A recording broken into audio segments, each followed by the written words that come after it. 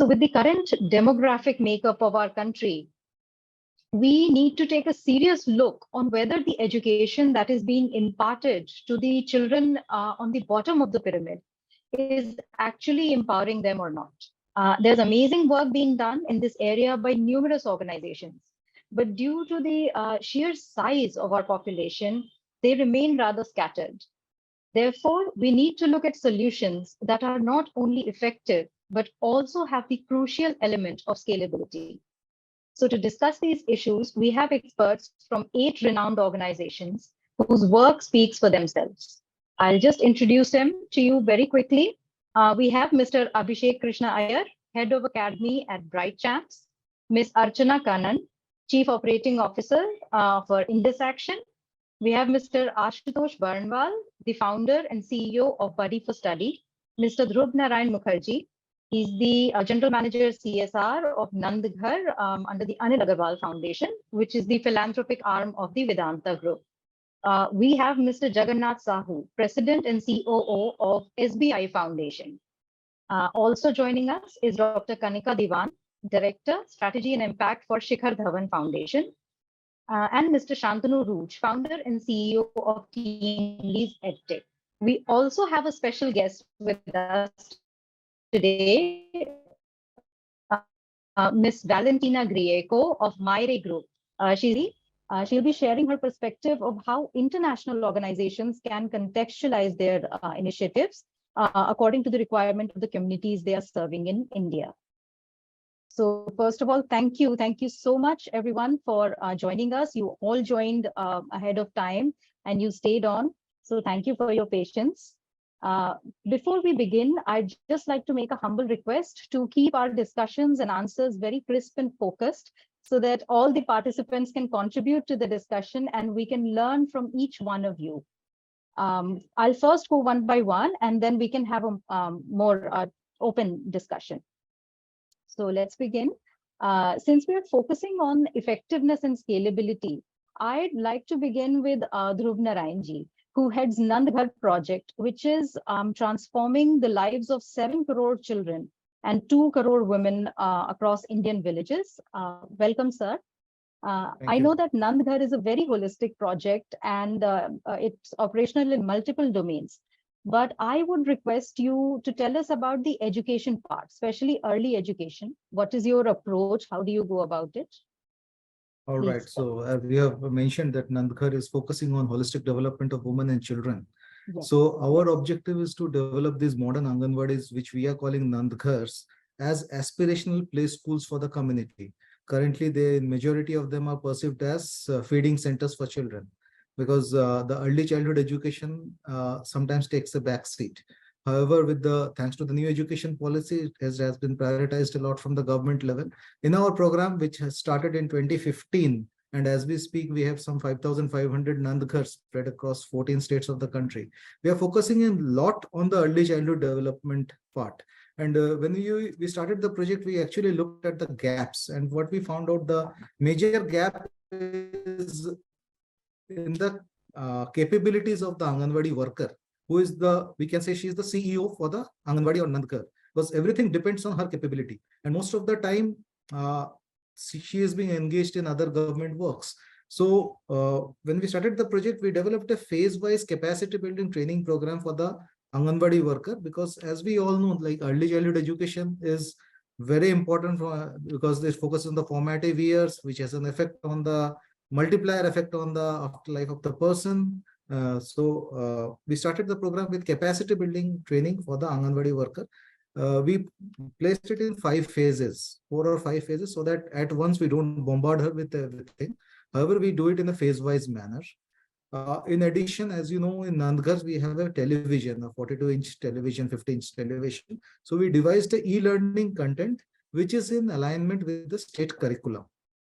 The television was put so that the children in the Nand Ghar are getting that facilities in line with the urban play schools, and is also is a sort of attraction for children to come to the Nand Ghar. Now this e-learning content has been developed in alignment with the state curriculum it's a 40-week content, and we also instruct the Anganwadi worker to stick to the 45 minutes, not more than 45 minutes of TV viewing. In addition, we are putting a lot of focus on activity-based learning, because touch, feel, and play plays a huge role in this formative years. And we encourage her to use contextualized things, all the local things, and use them as learning materials. That is one. In addition, we are also putting something called as adding dimension boards, so that the children, or expression boards, so that children can, scribble and, draw shapes, lines, everything, which will contribute to their development of the fine motor skills and thus the writing part. So all in all, I would say that the focus is majorly on capacity building, followed by activity-based learning. These are the two things we emphasize a lot on. Okay, thank you, sir. That was, you actually gave us an insight, and in a very brief form. So thank you for that. Next, I would like to come to Mr. Sahu. Can you please unmute yourself, sir? Because when we talk about scale and impact, of course, we have to talk about SBI Foundation. So, sir, could you please take us through the initiatives that you have currently running in the domain of education? We know about your fellowships, Youth for India. And so what kind of approach do you have, and what kind of impact are you making? Yeah, thank you, Swetaji. Actually, everybody understands the importance of education and what type of challenges we are facing in our country. So basically, what we understand in SBI Foundation, education's landscape as a whole, really this needs a facelift at the moment. So we have a few very good programs we have conceptualized. We have a very good team over here. So our educational program, it is named as Integrated Learning Mission, ILM. That is the coinage. Okay. So under this mission, there are 4 objectives behind this. One is for creation and dissemination of quality education. That is one thing.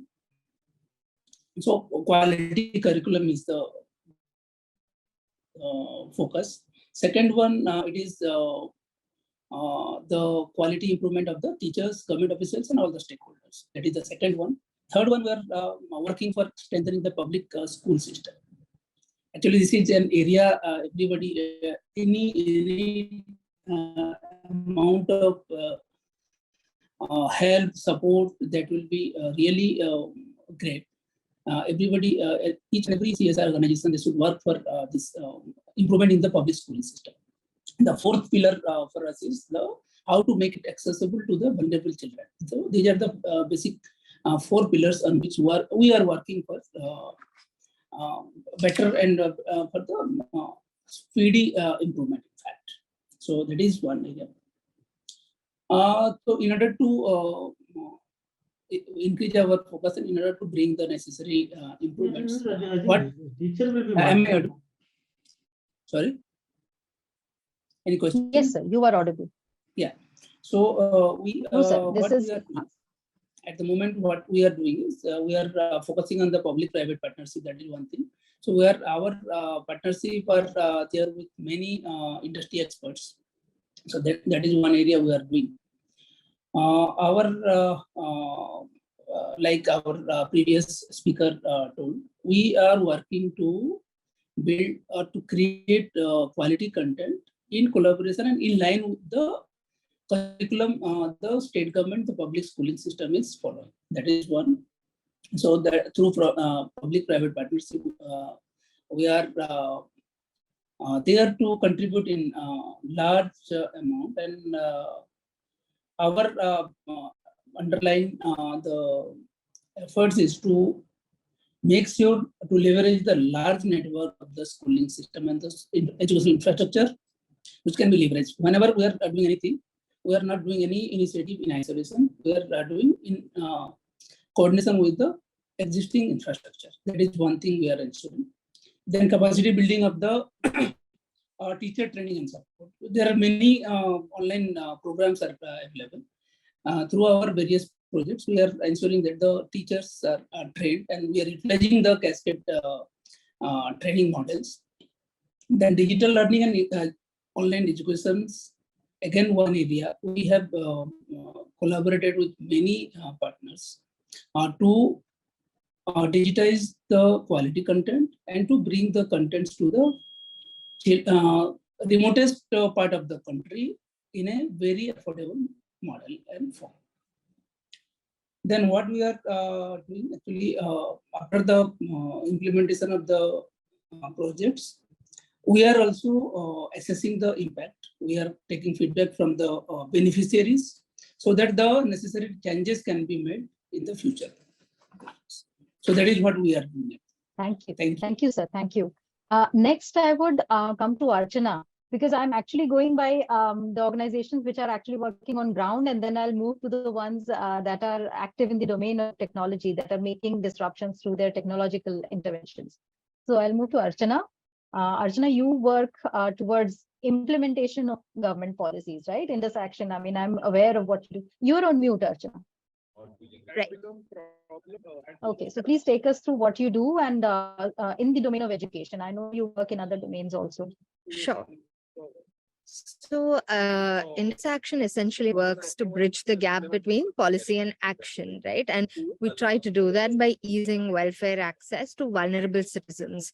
And what that essentially looks like is by translating government policies to meaningful experiences and therefore welfare benefits to the citizens.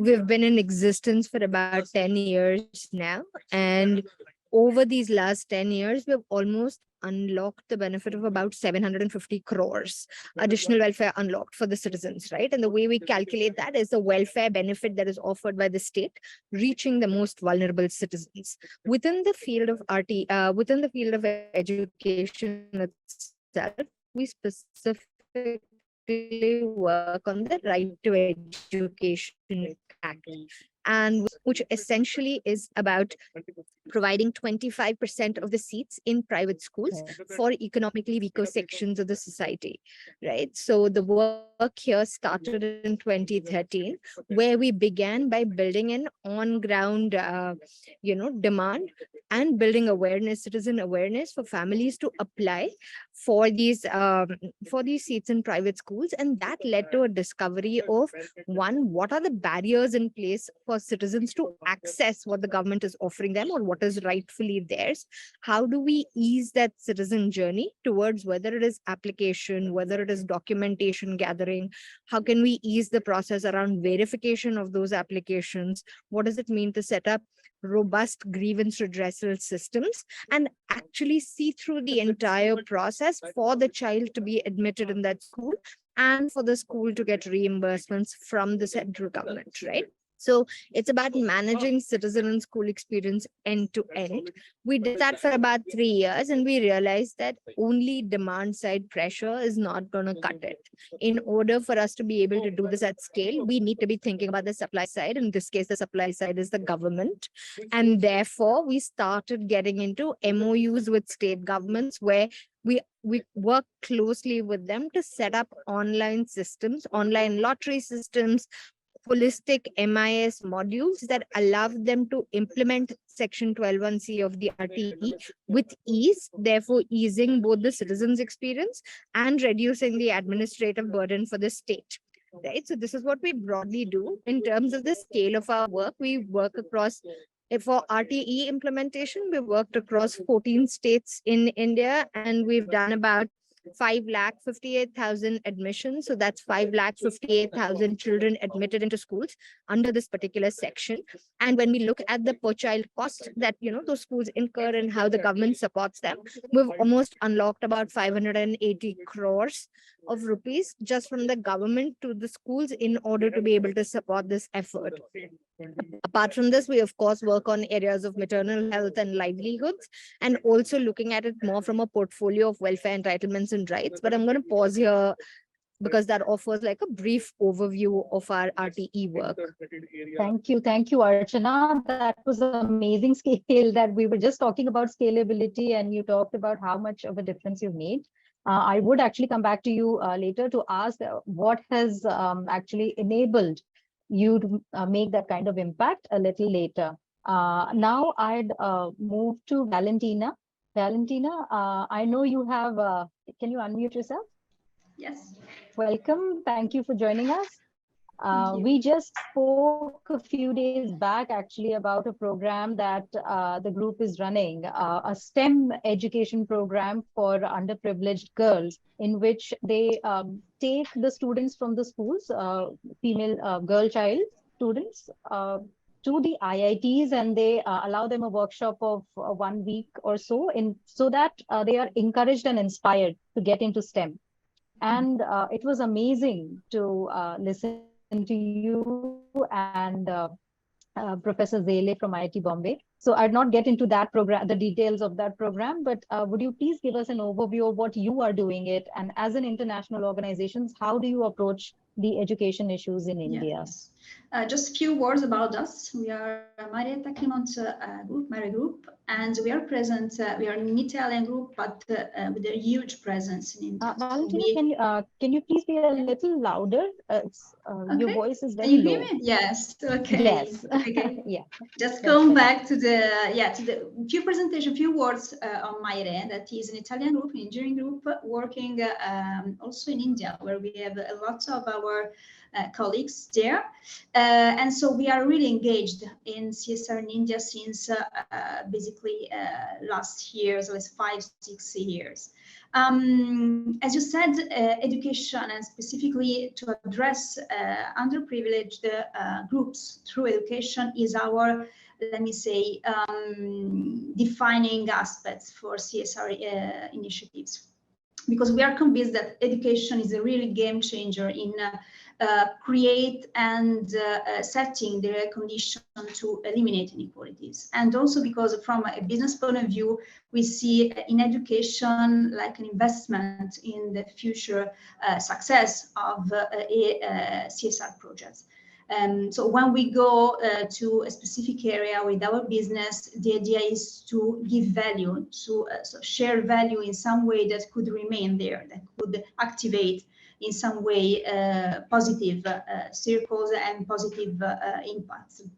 So when we go to design an education program, like for example, the one that you mentioned before, we don't see only the beneficiaries, we don't see only the children, we don't see only the women that we are going to address as direct beneficiaries, but we see all the contexts that let me say, support that beneficiary. This is really essential to ensure the success of the project. For example, for the adolescent girls program, we not only involve them for sure, but we involve also the families in this project. So inform them and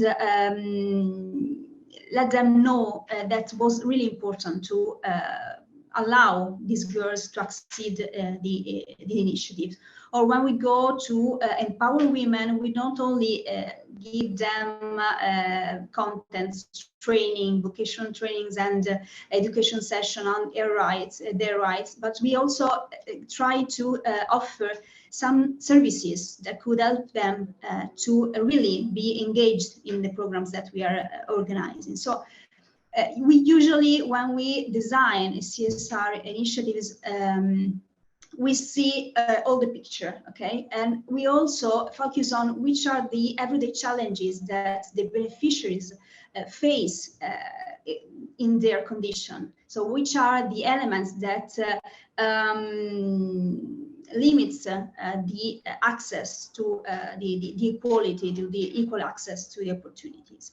And to do it, we need the real support of the third sector, so NGOs, foundations, associations that work on the ground, because they are the real, let me say, point of contact. They really, they give us the knowledge, the real knowledge of the context where we would like to implement a CSR program. So we need the connection, the synergy with our world, that is the business world, the private sector perspective, and the third sector knowledge and expertise.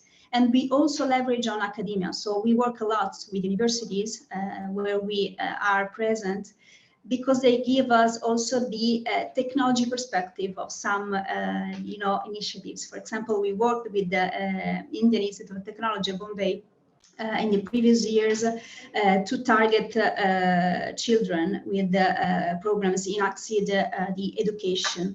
And we monitor with them also not only the learning and education needs, but also nutritional aspects that could affect the learning capabilities of these children. So again, we see all the picture and we try to activate those partners that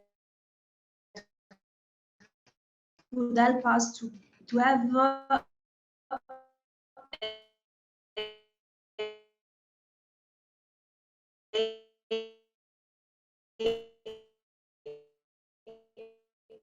essential aspect is to view on a wider picture, create synergy on the ground, and also activate the proper actor, the proper player in each aspect. Because NGOs has a specific knowledge of social dynamics, academia has a different point of view, a different angle on the same project. So we are convinced that again, cooperating and collaborating all the players of the system is a really game changer to create impact and to deliver value to the community. Thank you, Valentina. I'm actually moving a little quickly, so please don't mind. Kanika ma'am, I'd come to you now. Yes, could you please give us some insight into Shikhar Dhawan Foundation? What are you doing in the domain of education? I know what you are doing, but please, for the sake of our panelists and viewers, please take us through. At Shikhar Dhawan Foundation, we are a multi-objective organization, but our primary and a very important focus area is education. Why? Primarily because we work a lot with the youth. We face and see these on-ground issues. As all of my earlier panelists mentioned, that education is a basic right, and how everybody is working in various fields to kind of bring that education to a very reasonable and a very easy platform and making it easily accessible. The main part where we work is bridging that gap between a private sector education level and an underserved community level education level. And the way we work on that primarily is by creating smart schools, right? So we work a lot towards digitization of education, not only from the point of view that it allows these children to have access to internet and various platforms or ebooks or everything, but also from the point of view that it may one day give them access to people like you, people like us, people who want or have the wish to share their knowledge, who have that that talent in them, that they would like to share their expertise on how they did what they did. And those kind of people who are not, for example, say all the founders here that we have, right, of organizations. Tomorrow, if there is a kid sitting in a tier 2, tier 3 city, he would not have a direct access to you in any form until and unless there is some kind of a digitization of education involved in between, wherein your talent reaches that child, motivates him enough to become the future of tomorrow. So we instill all of these smart classroom. We use a lot of, we have some very good companies who act as our partners in the process. We work a lot on making digital libraries with the concept of adding on an additional period to the daily education period. That is a digital library wherein in our times, if my back in school, we would get those 40-minute periods to go and read out the books and reframe and, rephrase our thought process and our mind. We give now smart devices. We provide a lot of smartphones from the point that these children can access that duration, that period, and use that period to go and check out various things. And obviously, all of these things are much monitored. They can be evaluated and checked. We have a lot of setups where we have worked with. We are currently not working with the government in this. We are working between the NGOs, the on-ground schools, supported by these NGOs, and our private sector bodies who are acting as our donors. And the main essence comes from the point, again, the same is the welfare of these children and bringing education at a much more easily accessible point. And also, again, from the point that when these children stand beside a child who's learning in a private school or in a tier 1 city school, right, they don't feel that lack. like the education can be brought to a very similar platform. The learning can be similar for everybody, because at the end of it, education is a basic right and it is for all the same way.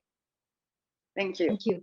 Yes, actually, that is what we are also focusing on. As I mentioned, that we have almost solved the problem of enrollments. I think we have near universal enrollment in basic education, but the issue of quality remains. So you're addressing that. Now I'll move to Abhishek. Abhishek, could you please unmute yourself? Yes. Hello. Could you? Hi, everyone. Good evening. Yes. Am I audible? Yes. Now you're audible. Thanks. Please tell us about your work. I'll not go through it. I'll allow you to tell us. Sure. Thanks, Shweta. So, hi everyone. This is Abhishek here from BrightChamps. So, I'll just divide it into two parts. So, one is our core business vertical, and the other one, which is the BrightChamps Foundation, which is slightly more closer to our heart, and I'll describe more of that in detail.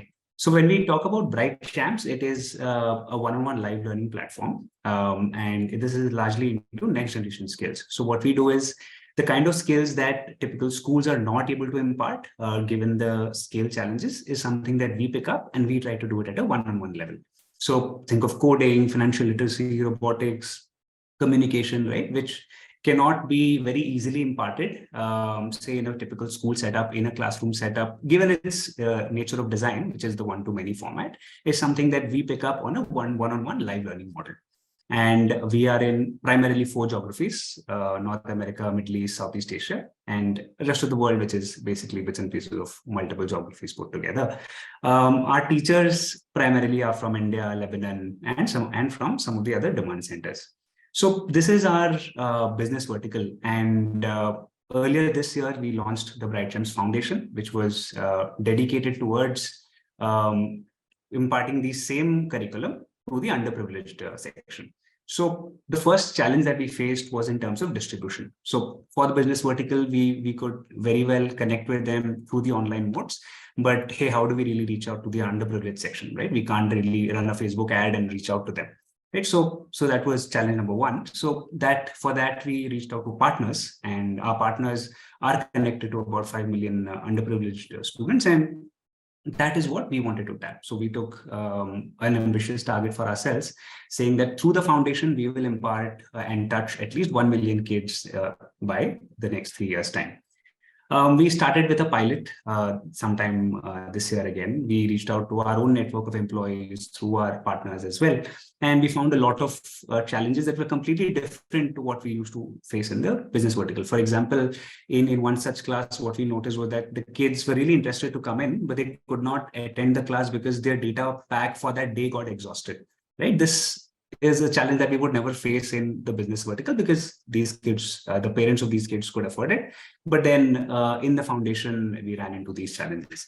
So we are now trying to pilot them, taking these learnings and tapping into our partner network and trying to impart coding, financial literacy, these two to begin with to the underprivileged section, and hoping to scale more through partnerships.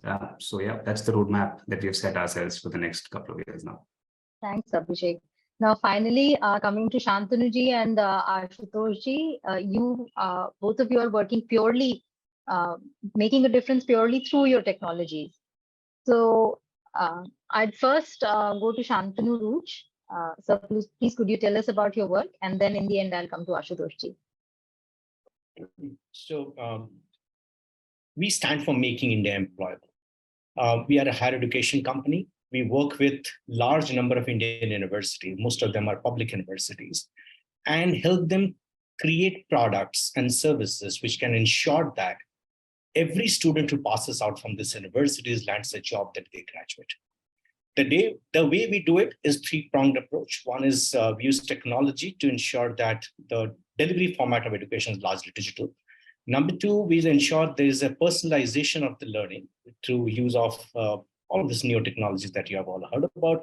We ensure that students learn what they are more capable of, they aspire to do. And third thing is to ensure there's an experiential learning.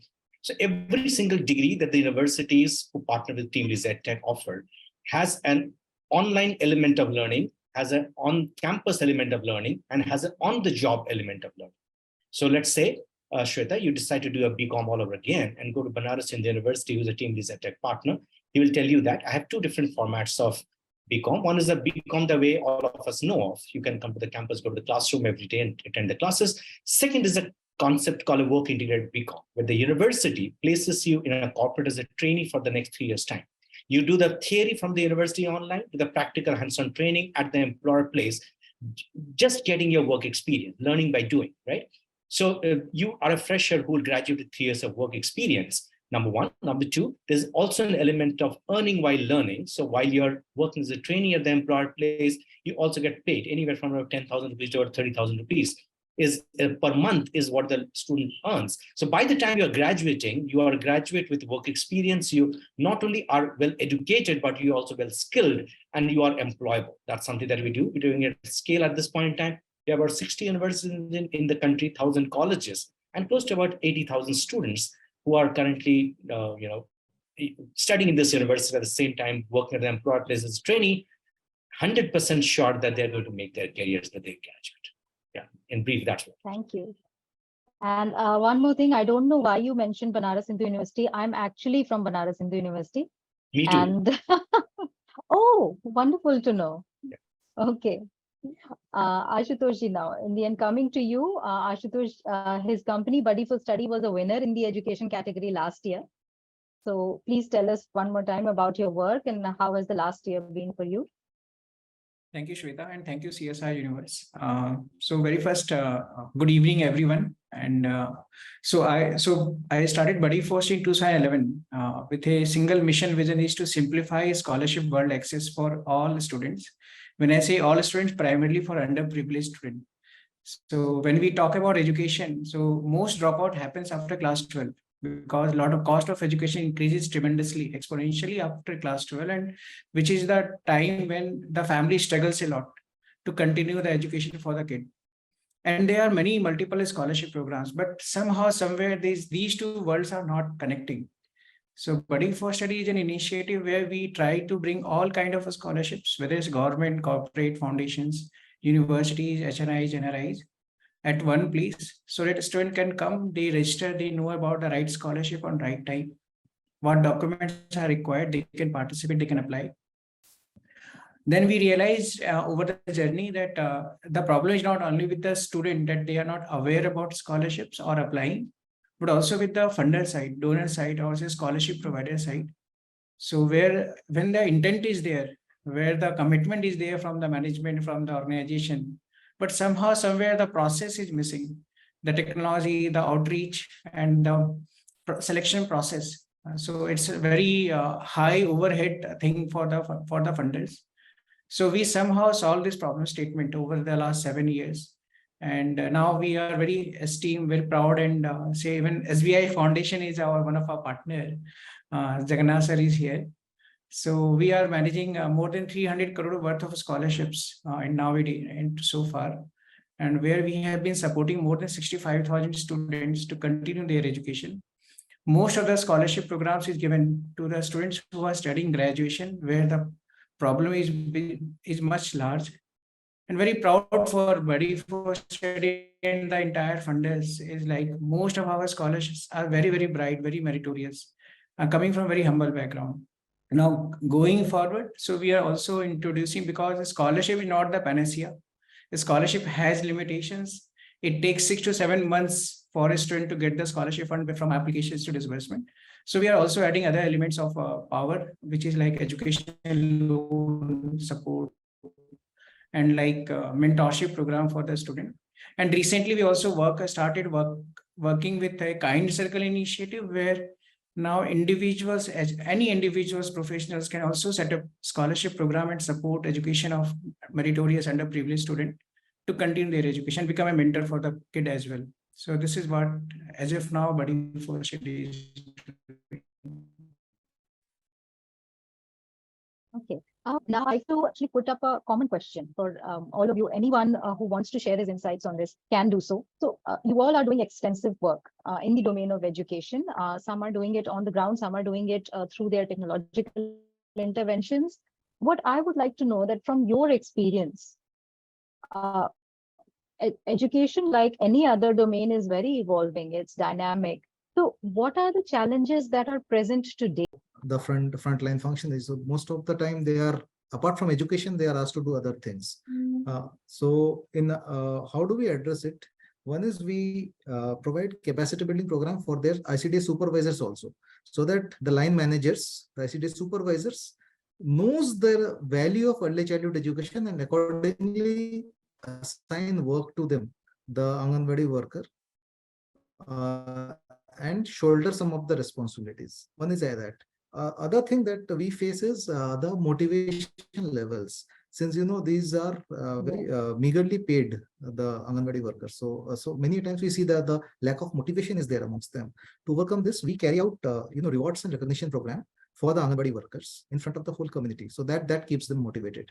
So these are the two bits we are doing to ensuring that the education is carried out the way we plan to do.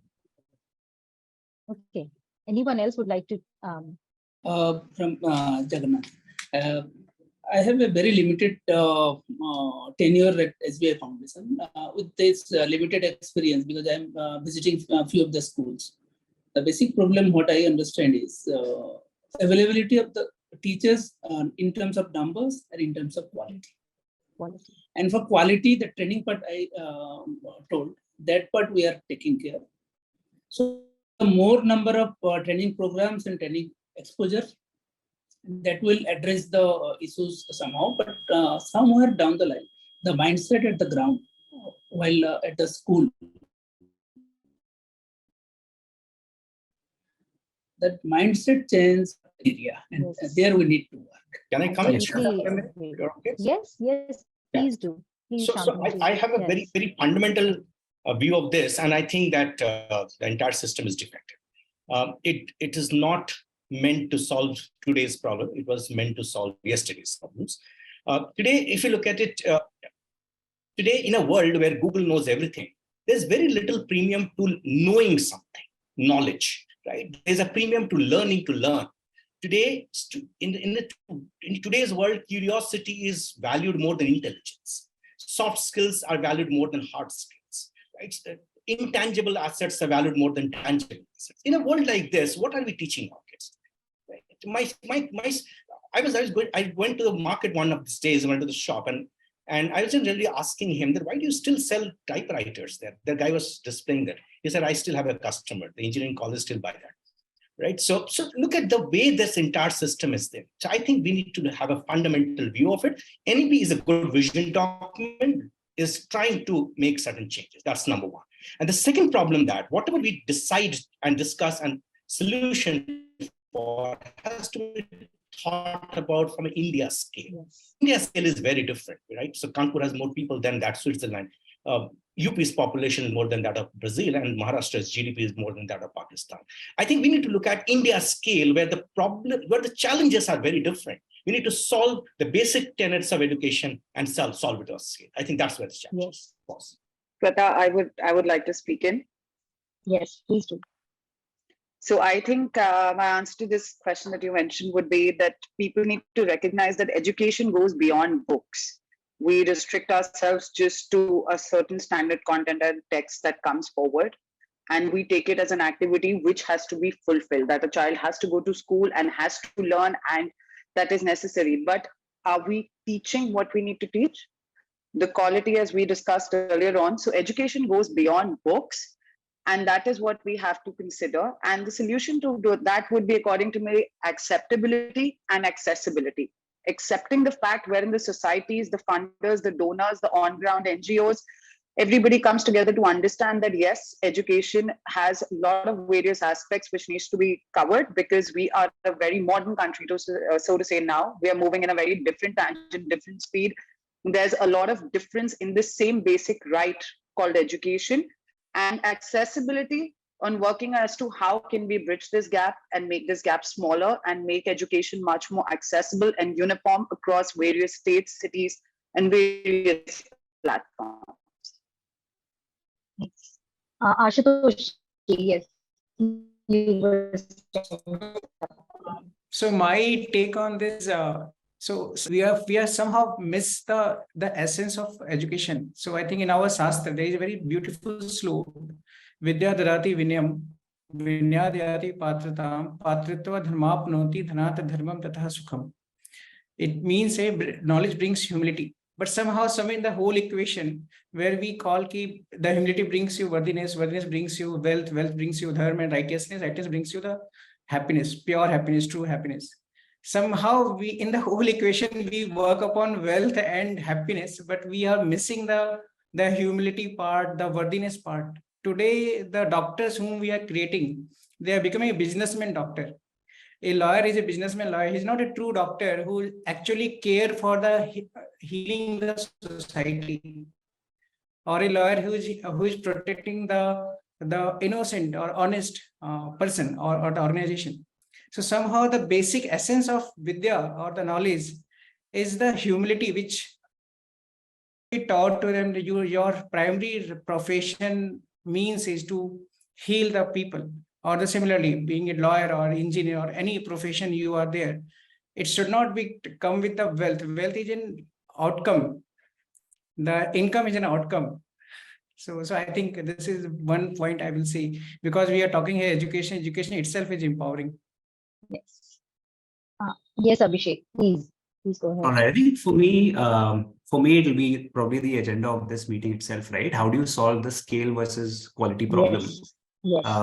And I think it's a problem that's there almost everywhere, whether it's at the government level, at the company level, right? And the way I see this moving is that you would probably solve 70% of the problem statement using one mass scale solution. Like, for example, we have the school system that solves largely for the educational goals, but the other 30% that this particular mass scale is not able to solve, there would be multiple other mass scale solutions coming in. So for example, we focus just on next generation skills. So that probably bridges another 5-10%. Then maybe, Ashutosh sir solves for scholarship. That's a very focused problem statement again, that further bridges this 30%. So one mass scale solution, that's a pretty broad one. And then multiple very focused mass scale solutions that can bridge the rest of the gap. So that would be, but again, easier said than done, right? I think that is one problem that everyone is grappling with at the moment. Yeah. I'd ask Archana and Valentina to please share their take on this.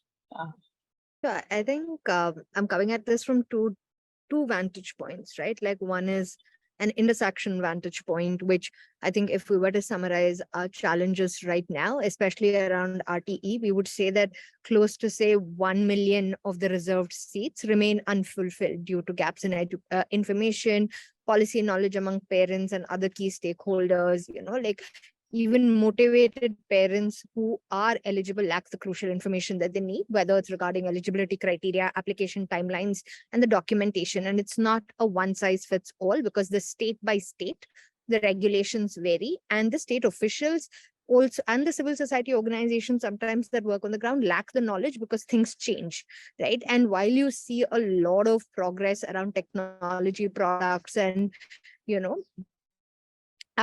of those knowledge products within our government departments while remaining open source and service of citizens, I think that is quite a tricky one to balance, right? So we constantly hear about AI assistants, LLMs, but what does it really mean to build something like that, like an RTE GPT, so to speak, right? Like, we have 10 years of implementation knowledge on this, right? We've worked across 14 different states. What does it mean to be able to assist eligible citizens and helping them secure admissions using that? So I think that is the problem statement to solve for, and we are actively working towards it. And I think it's a very interesting combination of, say, Samaj, Sarkar, and Bazaar, to be able to, that trifecta needs to come together. You're not going to be able to do this as one organization or expect the government to fill this sort of a gap. So that's not going to happen. I think the interesting problem statement that both Abhishek and Shantanu sir presented was also around this challenge of quality and scale and the aspect of soft skills. And I would say, so I was a part of the Teach for All network. We worked around 60 different countries, and it's a whole other ballgame when you start getting into socio-emotional learning or non-academic outcomes at scale, right? Like, because some of those scales are pretty much rendered meaningless. Like, even at a classroom level, it's very hard to be like, my class is an average 3 on resilience, means very little in terms of what does this translate into meaningful information in the world outside.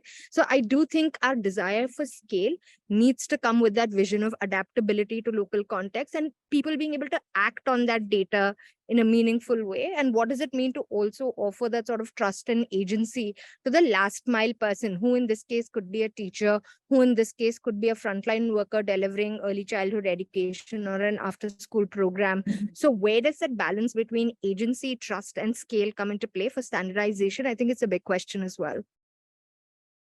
Okay, thank you. Valentina, please, I'd like to hear from you as well. Okay, yes. Now, for me, from my point of view, and also on the very poor knowledge of education system in India, that I see also from another perspective from the outside, what we see, but also in Europe and also in Italy, is one of the discriminant factors is also access to technology for education. Because if you can access to internet, to a device that allows you to get informed, be educated, and be trained more and more after the pandemic is an issue, you can really open your perspectives. You know, also opportunity that comes easier. Before, when Ashutosh was speaking about Body for Study, it was really that idea. So create the link between who is in need of the resources and the resources already present. But if you lack the chain, that ring of the chain that allows you to know and to understand which are the opportunities that are outside, you can reach them. Okay, so the technology is really that boost that could give education a different, let me say, spread, a different dissemination. Those is discriminant in underprivileged communities that can access internet, can have devices. So in the terms also of to scale education programs, really technology seems to be the game changer here. Yes. We're actually at the end of the panel, and I really, I'm actually going to apologize because I feel this panel should have been much longer. We needed much more time on education, and but anyway, we would be having more discussions in the future, a round table, and we would be getting in touch with you. But thank you so much for coming and joining us today, talking to us, and sharing your thoughts. It was very enriching, and I'm sure our viewers, all the people in the meeting right now, it benefited immensely, even from the short discussion that we were able to have. Thank you. Thank you very much. Thanks. Thank you so Thank much. you, everybody. Thank you. Thank you. Thank you. Thank you so much. Bye-bye. Bye. Thank you. Bye. Bye-bye.